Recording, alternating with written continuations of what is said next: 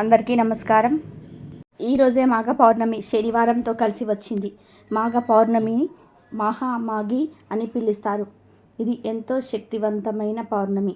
పవిత్రమైనటువంటి మాసాల జాబితాలో వైశాఖ, కార్తీక మాసాలలో మాఘస్థానంలో మాఘమాసం కనిపిస్తుంది. శుభప్రదమైన వివిధ కార్యక్రమాలకు ఈ మాసం అనుకూలమైనదని ఆధ్యాత్మిక గ్రంథాలు స్పష్టం చేస్తున్నాయి. ఎన్నో పుణ్య విశేషాలను సంతరించుకున్న మాఘమాసంలో పౌర్ణమి రోజుకున్న ప్రాముఖ్యత అంతా ఇంతా కాదు. మాఘమాసంలో సాధారణ రోజుల్లోని ఉదయం చలివేళలో నదివేలో కానీ, చెరువుల్లో కానీ, కోనేరులో కానీ చేసే స్నానం వలన గంగా నదిలో స్నానం ఆచరించిన ఫలితం దక్కుతుందని పురాణాలు చెప్తున్నాయి. అలాంటిది అత్యంత విశిష్టమైన పౌర్ణమి రోజున ఆచరించే జపతపాల వలన ఎంతటి పుణ్య ఫలితాలు కలుగుతాయో ఊహించవచ్చు. మాఘ పౌర్ణమిని మహామాఘి అని కూడా పిలుస్తారు. మాఘ పౌర్ణమి రోజున తెల్లవారుజామునే నదీ స్నానం చేసి సమస్త జీవరాశికి ఆధారమైన సూర్య భగవానుడికి నమస్కరించాలి. ఇటు వైష్ణవ ఆలయాలకు, అటు శివాలయానికి వెళ్ళి దైవ దర్శనం చేసుకోవాలి. అత్యంత భక్తి శ్రద్ధలతో దైవాన్ని పూజించటమే కాకుండా శక్తి మేరకు దాన ధర్మాలు చేయాలి. ఈ విధంగా చేయడం వలన జన్మ జన్మలుగా వెంటాడుతున్న పాపాలు, దోషాలు నశించి అశ్వమేధ యాగాలు చేసినంత ఫలితం దక్కుతుందని సాక్షాత్తు శ్రీకృష్ణుడే ధర్మరాజుతో చెప్పినట్టుగా తెలుస్తుంది. మాఘ పౌర్ణమి రోజున చేసే స్నానాల వలన, పూజల వలన, దానాల వలన వ్యాధుల నుంచి, బాధల నుంచి విముక్తి కలుగుతుంది. పుణ్యఫలాల విశేషం కారణంగా ఉన్నతమైన జీవితం లభిస్తుంది. మరణం అనంతరం కోరుకునే శాశ్వత స్వర్గలోక ప్రాప్తి కలుగుతుంది. ఈరోజు బావి నీటితో స్నానం చేయటం వలన 12 సంవత్సరాల పుణ్య ఫలితం లభిస్తుంది. అదే చెరువులో స్నానం చేస్తే 24 సంవత్సరాల పుణ్యం ఫలం లభిస్తుంది. సాధారణంగా నదిలో స్నానం చేయడం వల్ల 96 సంవత్సరాల పుణ్య స్థానం లభిస్తుంది. పుణ్య నదీ జలాల్లో స్నానం చేస్తే 9600 సంవత్సరాల పుణ్యఫలం లభిస్తుంది. అలాగే సంగమ నదుల్లో స్నానం చేస్తే 38,400 సంవత్సరాల పుణ్య స్నానఫలం లభిస్తుంది. గంగా నదిలో స్నానం చేస్తే 3,84,00,000 సంవత్సరాల పుణ్యఫలం లభిస్తుంది. ప్రయాగలో త్రివేణి సంగమంలో స్నానం చేస్తే గంగా నది స్నాన ఫలితం కంటే 100 రెట్ల అధిక ఫలం కలుగుతుంది. సముద్ర స్నానం చేస్తే వచ్చే పుణ్య ఫలాన్ని చెప్పడానికి మాటలు చాలవు. ఇంత గొప్ప ఫలితం మనకు మాఘ పౌర్ణమి నాడు కలుగుతుంది. ఇక ఈ మాఘ పౌర్ణమి రోజు సాయంత్రం 6 నుండి 7 గంటల మధ్యలో ఇది వేసి దీపం పెడితే చాలు, మీ ఇల్లంతా బంగారమయం అయిపోతుంది. కష్టాలు తీరిపోతాయి, దరిద్రం వదిలిపోతుంది, అప్పులన్నీ తొలగిపోతాయి, అప్పుల బాధలు తీరిపోతాయి. చాలామంది అప్పుల వలన ఇబ్బందులు పడుతూ ఉంటారు. అలాంటి వారు ఈరోజు ఈ ఒక్క దీపం పెడితే చాలు, త్వరలోనే అప్పులు తీరిపోతాయి. అంతేకాదు, ఈ మాఘ పౌర్ణమి రోజు ఈ విధంగా దీపం పెడితే పట్టిందల్లా బంగారం అవుతుంది, రాజయోగం పడుతుంది, సకల ఐశ్వర్యాలు వస్తాయి, వద్దన్న డబ్బు వస్తుంది. మరి ఇంతకీ మాఘ పౌర్ణమి రోజు సాయంత్రం ఏ విధంగా దీపం పెట్టాలో ఇప్పుడు మనం ఈ వీడియోలో వివరంగా తెలుసుకుందాం. ఫ్రెండ్స్, ఫస్ట్ అయితే ఒక వీడియోకి లైక్ కొట్టి మా ఛానల్ని సబ్స్క్రైబ్ చేసుకోవడం మర్చిపోవద్దు. మహాలక్ష్మి అమ్మవారిని ప్రసన్నం చేసుకునేందుకు అమ్మవారిని కానీ, విష్ణుమూర్తిని కానీ ఈరోజు పద్మాలతో అర్చించాలి. అటు మహాలక్ష్మికే కాదు, అటు పార్వతీదేవికి కూడా మాఘ పౌర్ణమి ప్రత్యేకమైనదే. భూమి మీద ఒక శంకు రూపంలో పడిన పార్వతీదేవి దక్ష ప్రజాపతి చెయ్యి సోకగానే బాలికగా మారిపోయింది.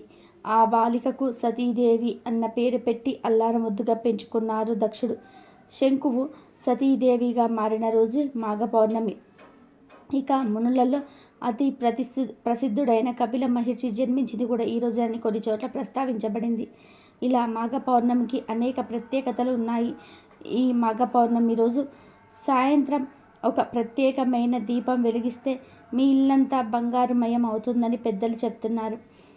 ఏమీ లేదు, ఈరోజు సాయంత్రం అంటే సంధ్యా సమయంలో, సూర్యాస్తమయం అవుతున్న సమయంలో చక్కగా మీ ఇంట్లో పూజ గదిలో లక్ష్మీదేవి ఫోటో ముందు ఒక తమలపాకును పెట్టండి.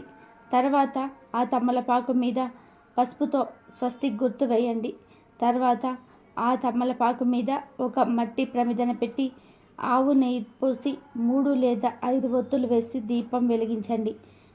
తర్వాత ఈ దీపంలో ఏదైనా సువాసన వచ్చే నూనెను వేయండి.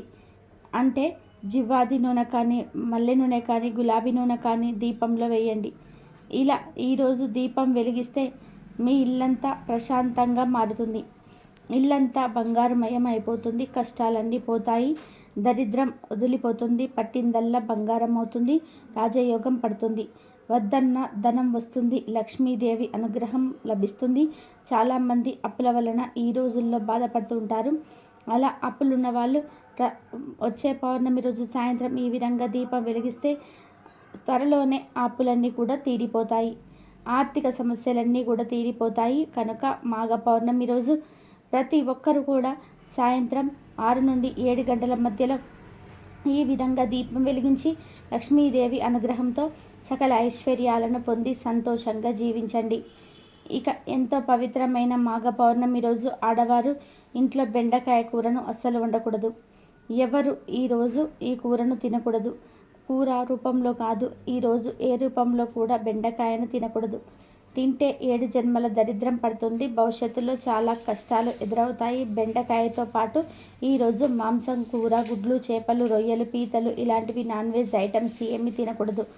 కాదని ఈరోజు ఈ పదార్థాలు తింటే ఖచ్చితంగా ఉదర సంబంధిత వ్యాధులు వస్తాయి. ధనమంతా ఖర్చు అయిపోతుంది. ఇంటికి దరిద్రం పడుతుంది. కాబట్టి మాఘ పౌర్ణమి రోజు ఎవరు కూడా ఈ కూరలను తినకుండా జాగ్రత్తగా ఉండండి. సాత్వికమైన ఆహారాన్ని మాత్రమే తినండి. ఇక ఈ మాఘ పౌర్ణమి రోజు ఒక ప్రత్యేకమైన ఆకును తింటే చాలు జాతక దోషాలు పోయి రాజయోగం పడుతుందని శాస్త్రాలు చెప్తున్నాయి.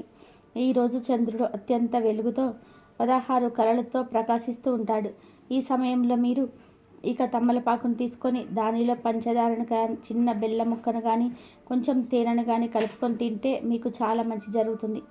మీ శరీరానికి చంద్రశక్తి లభిస్తుంది. అంతేకాదు ఈరోజు రాత్రి సమయంలో ఈ తమలపాకును పంచదారతో లేదా బెల్లంతో లేదా తేనెతో కలుపుకొని తింటే మంచి ఆరోగ్యం లభిస్తుంది. జాతక దోషాలు పోతాయి. మీ శరీరానికి దివ్య శక్తి వస్తుంది. ఆ శక్తితో మీరు అన్ని పనుల్లో విజయాన్ని సాధిస్తారు. మీకు రాజయోగం పడుతుంది. అపార ధనయోగం కలుగుతుంది. కాబట్టి మాఘ పౌర్ణమి రోజు అందరూ కూడా తమలపాకులో బెల్లం మీద పంచదార తేనైతే కలుపుకొని తినండి. మంచి ఆరోగ్యాన్ని, ఐశ్వర్యాన్ని పొంది ఆనందంగా జీవించండి. సంవత్సరానికి నెలలు 12, నెలకు ఒక పూర్ణిమ. ఇది సర్వసాధారణం. ఆ ఆకాశంలో గ్రహాలు తిరుగుతూ ఉండడం మూలాన అమావాస్యలు, పూర్ణిమలు మనకు లెక్కలోనికి వస్తాయి. శాస్త్రీయంగా చంద్రుడు, భూమి, సూర్యుడు గమనాల బట్టి పగలు, రాత్రులు, నెలలు, సంవత్సరాలు మనం లెక్కలు వేసి అనుకున్నవే. దీనినే క్యాలెండర్ అంటాము. తేదీల్లో ఏ పుణ్యమైనా సరే ఆ పూర్ణిమకు సంబంధించిన దేవతారాధన చేస్తే ఎన్నో మంచి శుభ ఫలితాలు కలుగుతాయి. పూర్ణిమ నాడు తెల్లవారుజామునే వెళ్ళి సముద్ర స్నానం చేయటం మంచిది. పూర్ణిమలకెల్లా మాఘమాసంలో వచ్చే పూర్ణిమ, కార్తీక మాసంలో వచ్చే పూర్ణిమ, వైశాఖ మాసంలో వచ్చే పూర్ణిమ ఎంతో ఉత్కృష్టమైనవి. ఆ పూర్ణిమలో చేసే దేవతారాధన మరింత శ్రేష్టమైనది. మహామాఘి అలభ్య యోగం అని ఈ మాఘ పూర్ణిమను అంటారు. అంటే ఈ రోజున ఏ నియమాన్ని పాటించినా అది విశేష ఫలితం ఇస్తుందన్నమాట. మాఘ పూర్ణిమ విశిష్టత అంతా ఇంత కాదు. హిందువులు భక్తితో కొలిచే పర్వదినం ఇది. ఈ రోజున భక్తులు పవిత్ర నదిలో స్నానం చేయటం, దానం చేయటం మొదలైన వాటిని అనుసరిస్తారు. మాసాలన్నిటిలోని మాఘమాసం చాలా విశిష్టమైనది. దీనిలో ఎటువంటి సందేహము లేదు. ఎందుకంటే రథసప్తమి, భీష్మ ఏకాదశి, శ్రీ పంచమి, మహాశివరాత్రి ఇలా సకల దేవతలను ఈ నెలలో కొలుస్తాము. మాఘ పౌర్ణమి నాడు గంగా నదిలో స్నానం చేస్తే చాలా పుణ్యం వస్తుంది. లేదు అంటే దగ్గరలో ఉన్న సముద్రాలు లేదా దేవాలయాల్లో ఉండే కోనేరులో కూడా స్నానం చేయవచ్చు. ముఖ్యంగా కాశీ, ప్రయాగ, హరిద్వార్ వంటి పుణ్యక్షేత్రాల్లో కూడా స్నానం చేయాలని పురాణాల్లో ఉంది. అక్కడ భక్తులు కూడా ఎక్కువగా వచ్చి స్నానం ఆచరించి పూజా కార్యక్రమాల్లో పాల్గొంటారు. భక్తుల విశ్వాసం ప్రకారం శివుడు ప్రధానంగా మాఘ పౌర్ణమి రోజు గంగా స్నానం చేసే వారికి అదృష్టం మరియు సంపద మరియు మోక్షాన్ని ఇస్తాడని ప్రతీది. మాఘ పౌర్ణమి రోజు ఎలాంటి విధి విధానాలు పాటిస్తే జాతక దోషాలన్నీ తొలగిపోతాయో, సంవత్సరం మొత్తం అదృష్టం కలిసి వస్తుందో ఈ వీడియోలో ఈరోజు మనం తెలుసుకుందాం. మాఘమాసంలో వచ్చే పౌర్ణమిని మహామాఘి అని పేరుతో పిలుస్తారు. ఈ మహామాఘి చాలా శక్తివంతమైనది. మాఘమాసంలో ఉదయం పూట స్నానం చేస్తే చాలా మంచిది. అంటే ఉదయం 7 గంటలలోపు మాఘ స్నానం చేయాలి. మాఘమాసంలో చేసే స్నానం అన్ని దోషాలను తొలగిస్తుంది. అందులోనూ మాఘమాసంలో వచ్చే పౌర్ణమి అంటే మహామాఘి రోజున ఉదయం 7 గంటలలోపు స్నానం చేయండి. వీలైతే సముద్ర స్నానం చేస్తే విశేషమైన ఫలితం ఉంటుంది. సముద్ర స్నానం చేయటం ద్వారా నరఘోష, నరదిష్టి అన్నీ కూడా తొలగిపోతాయి. ఒకవేళ సముద్ర స్నానం చేయటం వీలు కాకపోతే దగ్గరలో ఉండే నది దగ్గరికి వెళ్ళి స్నానం చేయండి, లేదా చెరువు దగ్గరికి వెళ్ళి చేయండి, లేదా బావి దగ్గర చేయండి. ఇవేమీ వీలు కాకపోతే ఇంట్లోనే ఉదయం 7 గంటలలోపు స్నానం చేయండి. అలా స్నానం చేసేటప్పుడు 3 సార్లు ప్రయాగ అనుకుంటూ స్నానం చేస్తూ ఉంటే ప్రయాగలో స్నానం చేసినంత పుణ్య ఫలం దక్కుతుంది. అలాగే మాఘ పౌర్ణమి రోజు ఎవరైతే నువ్వులు దానం ఇస్తారో వారికి ఉండే సమస్య దోషాలు తొలగిపోతాయి. ఈరోజు నువ్వులను ఆహారంలో స్వీకరించిన దోషాలు పోతాయి. ఆహారంలోని నువ్వులతో చేసిన పదార్థాలు ఖచ్చితంగా తినండి. వీలైతే 1 కేజీ అంటే కేజీ నల్ల నువ్వులు నలుపు రంగులో వస్త్రంలో కట్టి బ్రాహ్మణుడికి దానం ఇవ్వండి. సమస్త జాతక దోషాలు తొలగిపోతాయి. ఇంకా మీకు వీలైతే ఒక వెండి పాత్రలో కానీ, రాగి పాత్రలో కానీ, ఇత్తడి పాత్రలో కానీ నువ్వులు పోసి ఆ నువ్వులు ఆకారంలో వచ్చేలాగా గోవు ఆకారంలో ఆ నువ్వులు దానం ఇవ్వండి. దీనిని తిల గోవు అంటారు. నువ్వులు గోవు ఆకారంలో వచ్చేలాగా పాత్రలో పోసి దానం ఇస్తే చాలా మంచిది. జాతక దోషాలు తొలగిపోతాయి. లేదా బియ్యం తీసుకొని బియ్యాన్ని ఆవు ఆకారంలో వచ్చేలాగా చేసి ఎవరికైనా బ్రాహ్మణుడికి దానం ఇవ్వండి. దీనిని శాలిగోవు అంటారు. ఈ దానం ఇచ్చిన అన్ని దోషాలు తొలగిపోతాయి. గోదానం చేయలేని వాళ్ళు ఎవరైనా సరే ఈ మహామాయి రోజు నువ్వులు కానీ, బియ్యం కానీ గిన్నెలో గోవాకారంలో పోసి దానం చేయటం వలన గోదానం చేసినంత ఫలితం దక్కుతుంది. లేదా ఆవు నెయ్యి గిన్నెలో గో ఆకారంలో వచ్చేలాగా వేసి దానం చేసినా సరే గోదానం చేసినంత ఫలితం దక్కుతుంది. ఇలా ఏ దానం చేసినా లేదా ఏ దానమైనా సరే ఇవ్వచ్చు. మరొక గొప్ప దానం కూడా ఉంది. అదే శయ్యదానం.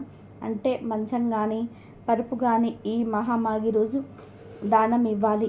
ఈ శయ్యదానం బ్రాహ్మణుడికి చేస్తే జీవితంలో దంపతులకు వియోగం ఉండదు. అంటే విడిపోరు. భార్యాభర్తలు చచ్చిపోయే వరకు కూడా కలిసే జీవిస్తారు, విడిపోరు. అలాగే భార్య ముందు మరణించటం, భర్త ముందు మరణించటం అలాంటిది ఏవి జరగకుండా ఇద్దరు దాదాపుగా ఒకే సమయంలో మరణిస్తారు. అంటే దంపతులకు జీవితంలో అస్సలు వియోగం అనేది లేకుండా ఉండాలంటే మాఘ పౌర్ణమి రోజు శయ్యదానం ఇవ్వాలి. అంటే మంచం కానీ, పరుపు కానీ దానం ఇవ్వాలి. ఈ దానాల్లో ఏ ఒక్క దానం చేసినా సరే విశేషమైన ఫలితం వస్తుంది. నువ్వులను ఆహారంగా తప్పకుండా స్వీకరించండి. ఇదండి ఈరోజు వీడియో. నా వీడియో కనుక మీకు నచ్చినట్లయితే ప్లీజ్ లైక్ చేయండి, షేర్ చేయండి, సబ్స్క్రైబ్ చేయండి. మరొక మంచి వీడియోతో మళ్ళీ కలుద్దాం. కాబట్టి ఈరోజు ఇలా చేయడానికి ప్రయత్నం చేయండి. ఈ దీపం అయితే వెలిగించండి. అంతా శుభాలే జరుగుతాయి. మనకు ఆ శివుని అనుగ్రహం కలుగు